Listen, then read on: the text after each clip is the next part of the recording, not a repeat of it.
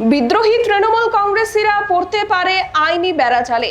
মমতা বন্দ্যোপাধ্যায়ের সাথে গদ্দারি করাই তাদের রাজনৈতিক ভবিষ্যৎ বিনষ্টের কারণ হয়ে দাঁড়াতে পারে। নির্বাচন কমিশনের কাছে তৃণমূল কংগ্রেসের আসল নথি পেশ করেছেন মমতা। বিপাকে পড়ে ঋতব্রত সহ বাগী তৃণমূলীরা এখন নিজেদের অস্তিত্ব রক্ষায় ব্যাকুল। দল ভাঙিয়ে ক্ষমতার যে সৌধ গড়ার চেষ্টা হয়েছিল তা কি তবে তাসের ঘরের মতো ভেঙে পড়তে চলেছে, নাকি মমতা বন্দ্যোপাধ্যায়ের আপোষহীন রাজনীতির সামনে আত্মসমর্পণ করতে বাধ্য হচ্ছেন বিদ্রোহীরা? জাতীয় রাজনীতি থেকে শুরু করে বাংলার মাটি, কে শেষ পর্যন্ত এই দাবার লড়াইয়ে কিস্তিমাত করবে তা দেখতেই চোখ রাখুন আমাদের আজকের এই বিশেষ প্রতিবেদনে। নমস্কার, দেখছেন খবরের প্রতিবাদ, আলোচনায় আমি শতরূপা। পশ্চিমবঙ্গ বিধানসভা নির্বাচনে ভারতীয় জনতা পার্টির একক সংখ্যাগরিষ্ঠতা অর্জন ও সরকার গঠন রাজ্যের রাজনৈতিক ইতিহাসে এক অভূতপূর্ব অধ্যায়ের সূচনা করেছে। নির্বাচনে বিজেপির বিজয়ের পর প্রত্যাশিতভাবেই রাজ্যের রাজনৈতিক সমীকরণে এক প্রলয়ঙ্করী ঝড় ওঠে। দীর্ঘদিন ক্ষমতার শীর্ষে থাকা সর্বভারতীয় তৃণমূল কংগ্রেসের ভেতর এক গভীর ফাটল দেখা দেয়। দলটির অভ্যন্তরে নেতৃত্ব নিয়ে তীব্র অসন্তোষ ও সমন্বয়ের অভাবকে কাজে লাগিয়ে বিজেপির কেন্দ্রীয় নেতৃত্ব পশ্চিমবঙ্গে নিজেদের অবস্থান আরো সুদৃঢ় করতে সচেষ্ট হয়। বিশেষত অমিত শাহের অপারেশন লোটাস বা অন্য দল ভেঙে নিজেদের দিকে টানার কৌশল এই রাজ্যেও অত্যন্ত সক্রিয় হয়ে ওঠে। এরই অংশ হিসেবে তৃণমূলের একটি বড় অংশ দল ত্যাগ করে বিজেপির দিকে ঝুঁকে যায় এবং নিজেদের আসল তৃণমূল কংগ্রেস বলে দাবি করতে শুরু করে। এই দাবিকে কেন্দ্র করে ভারতের নির্বাচন কমিশন দলটির মূল প্রতীক ও সাংগঠনিক নিয়ন্ত্রণের বিষয়টি খতিয়ে দেখতে বাধ্য হয় এবং তৃণমূল নেত্রী মমতা বন্দ্যোপাধ্যায় ও বিদ্রোহী বাগী গোষ্ঠীর অন্যতম নেতা ঋতব্রত বন্দ্যোপাধ্যায়কে নোটিশ পাঠিয়ে জবাব তলব করে। মমতা বন্দ্যোপাধ্যায় অত্যন্ত তৎপরতার সাথে সমস্ত প্রয়োজনীয় আইনি নথি ও প্রমাণ আদি কমিশনের কাছে পেশ করে বাগী গোষ্ঠীর সমস্ত দাবিকে ভুয়া প্রমাণ করতে সক্ষম হন।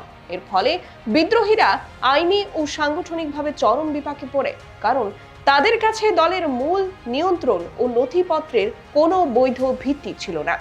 এই রাজনৈতিক লড়াইয়ের গুরুত্বপূর্ণ পর্যায়টি শুরু হয় পশ্চিমবঙ্গের 3টি শূন্য হওয়া রাজ্যসভা আসনের উপনির্বাচনকে কেন্দ্র করে, যার ভোট গ্রহণের তারিখ নির্ধারিত হয় 24শে জুলাই। সংসদীয় গণতন্ত্রের নিয়ম অনুযায়ী রাজ্যসভা নির্বাচনে সংশ্লিষ্ট রাজ্যের বিধানসভার বিধায়করা ভোট দেন। বিজেপি নেতৃত্বের লক্ষ্য ছিল তাদের নিজস্ব 207 জন বিধায়ক এবং তৃণমূলের বাগী গোষ্ঠীর প্রায় 60 জন বিধায়কের যৌথ সমর্থন নিশ্চিত করে এই 3টি আসনেই একতরফা জয় ছিনিয়ে নেওয়া। এর মাধ্যমে ভারতের উচ্চকক্ষ রাজ্যসভায় বিজেপির 2/3 সংখ্যাগরিষ্ঠতা অর্জনের পথ অনেকাংশে মসৃণ হতো, যা কেন্দ্রীয় সরকারের জন্য অত্যন্ত কাঙ্ক্ষিত ছিল। কিন্তু আইনি মারপ্যাচে এই সুনির্দিষ্ট হিসাব সম্পূর্ণ উলটপালট হয়ে যায়। আসল তৃণমূলের সাংগঠনিক উত্তরাধিকার কার, এই আইনি বিষয়টি সুরাহা না হওয়া পর্যন্ত দল থেকে বিধায়কদের ভোটাধিকার এবং দলীয় হুইপ জারির বিষয়টি বড় ধরনের আইনি জটিলতায় জড়িয়ে পড়ে। নির্বাচন কমিশন দল ত্যাগীদের জবাব দেওয়ার জন্য প্রথমে 10 জুলাই পর্যন্ত সময়সীমা বেঁধে দিলেও পরবর্তীতে তারা আরো 15 দিনের অতিরিক্ত সময় প্রার্থনা করে। এই বিলম্বের ফলে নির্ধারিত সময়ে উপনির্বাচন অনুষ্ঠান এবং সেখানে বিজেপির একচ্ছত্র আধিপত্য বজায় রাখা বড় ধরনের প্রশ্নের মুখে দাঁড়িয়েছে। বিশ্লেষকদের মতে দল ত্যাগী বাগী অর্থাৎ বিদ্রোহী নেতারা এখন না ঘরকা না ঘাটকা, এরা চরম রাজনৈতিক অস্তিত্ব সংকটের সম্মুখীন হয়েছেন।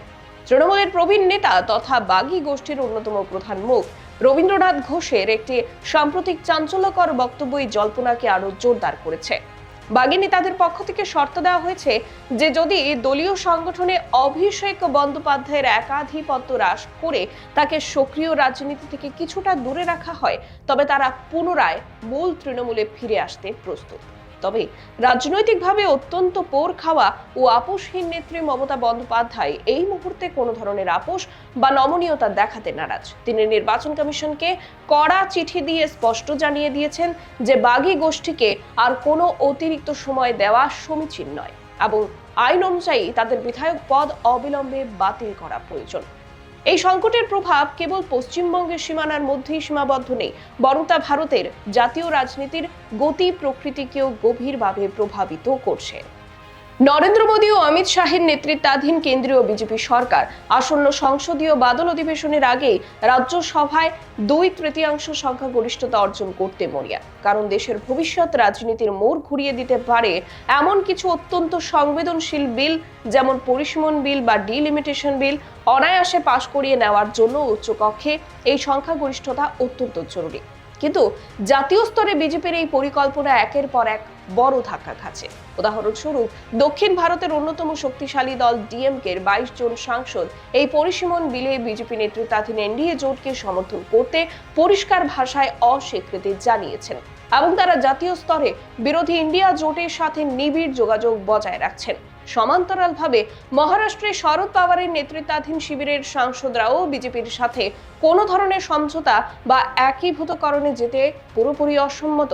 সেখানে একনাথ সিন্ধের সাথে শরদ পাওয়ারের গোপন বৈঠক এবং সিন্ধের তড়িঘড়ি দিল্লি সফরের খবর রটলেও পাওয়ার কন্যা সুপ্রিয়া সুলে এই সমস্ত খবরকে সম্পূর্ণ ভিত্তিহীন ও রাজনৈতিক অপপ্রচার বলে উড়িয়ে দিয়েছেন। পশ্চিমবঙ্গের এই তৈরি হওয়ায় সংকট নিয়ে দীর্ঘ মেয়াদী রাজনৈতিক দৃষ্টিভঙ্গি থেকে মূল্যায়ন করলে স্পষ্ট বোঝা যায় যে পশ্চিমবঙ্গে বিজেপির একক সংখ্যাগরিষ্ঠতা লাভ এবং সরকার গঠন দলটির জন্য একটি অসামান্য মাইলফলক হলেও বাংলার জটিল সামাজিক ও রাজনৈতিক মনস্তত্ত্বের মানসিকতাতে কেবল প্রতিপক্ষ শিবিরে ভাঙন ধরিয়ে বা বিধায়ক কেনাবেচার মাধ্যমে দীর্ঘমেয়াদী রাজনৈতিক স্থিতিশীলতা ও জনগণের নিরঙ্কুশ আস্থা অর্জন করা সম্ভব নয়। মমতা বন্দ্যোপাধ্যায়ের অনমনীয় অবস্থান, আইনি সতর্কতা এবং রাজ্য তথা জাতীয় স্তরে বিরোধীদের সুসংহত প্রতিরোধের মুখে পড়ে বিজেপির জয়ী শিবিরের একাংশ এখন চরম কোণঠাসা। ফলে পশ্চিমবঙ্গের এই বিধানসভা নির্বাচন উত্তরকালে যে নতুন সমীকরণের জন্ম দিয়েছে তা আগামী দিনে ভারতের যুক্তরাষ্ট্রীয় পরিকাঠামো ও সংসদীয় রাজনীতির ভবিষ্যৎ কোন অভিমুখে চালিত করবে তা দেখার জন্য রাজনৈতিক মহল অত্যন্ত আগ্রহের সাথেই অপেক্ষা করছে।